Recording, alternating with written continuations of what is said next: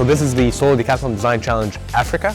And as the name implies, it's Africa focused. So we're here opening up the floor to invite students from across the African continent to come together, form teams, to design low energy buildings that are tackling some of Africa's sustainability challenges in the built environment through innovation, not just technology, but also innovation that really is fit for the context and the needs.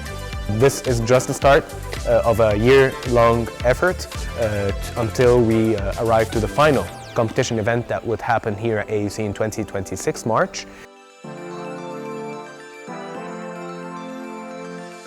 Because it's being held in Egypt here at AUC, so we're really excited to participate. And the competition is not just about being a competition, it's also about networking and meeting students from all over the continent. So last year we met students not just from Africa, actually in Morocco, Jordan, but also students from China, which we still network with until today. So we're really looking forward to seeing them here at AUC, inshallah.